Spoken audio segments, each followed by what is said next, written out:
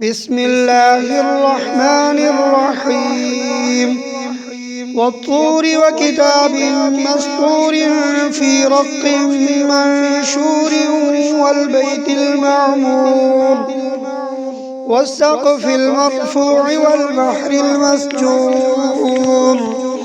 إن عذاب ربك لواقع ما له من دافع يوم تمور السماء مورا وتسير الجبال سيرا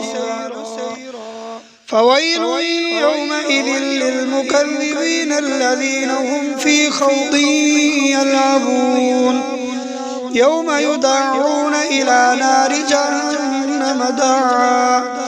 هذه النار التي كنتم بها تكذبون أفسحر هذا أم أنتم لا تبصرون اصلوها فاصبروا أو لا تصبروا سواء عليكم اصلوها فاصبروا أو لا تصبروا سواء عليكم إنما تجزون ما كنتم تعملون إن المتقين في جنات ونعيم فاكهين بما آتاهم ربهم ووقاهم ربهم عذاب الجحيم كلوا واشربوا هنيئا بما كنتم تعملون متكئين على سرر مصفوفة وزوجناهم بحور عين والذين آمنوا واتبعتهم ذريتهم بإيمان ألحقنا بهم ذريتهم وما ألتناهم من عملهم من شيء كل امرئ بما كسب رهين وأمددناهم بفاكهة ولحم مما يشتهون يتنازعون فيها كأسا لا لغو فيها ولا تأثيم ويطوف عليهم غلمان لهم كأنهم لؤلؤ مكنون وأقبل بعضهم على بعض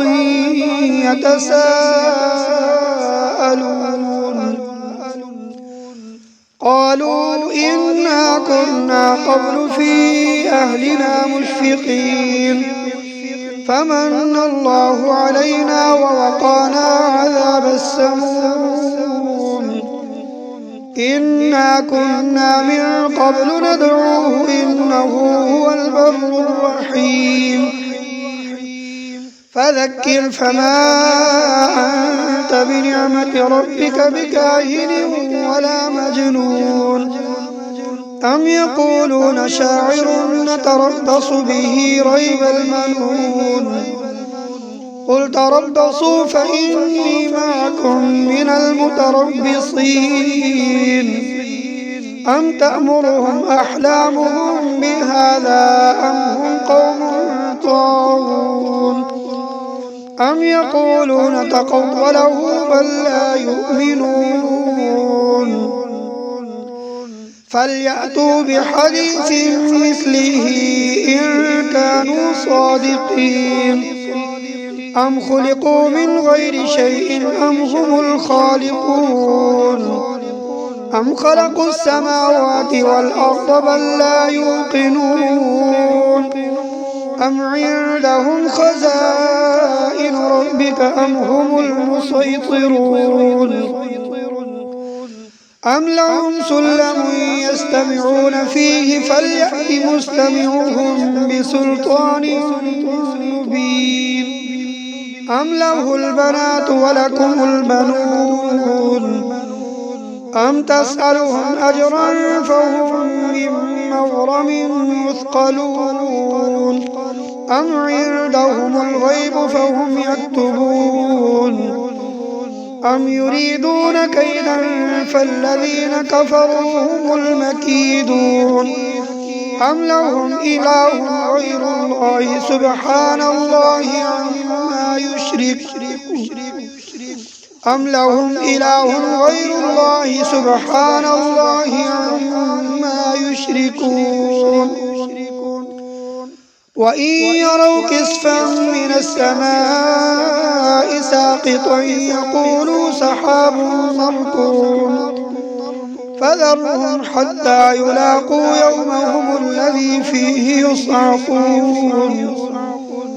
يوم لا يغني عنهم كيدهم شيئا ولا هم ينصرون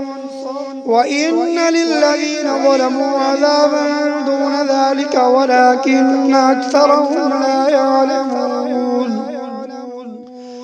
واصبر لحكم ربك فإنك بأعيننا وسبح بحمد ربك حين تقوم ومن الليل فسبحه وإدبار النجوم صدق الله العظيم.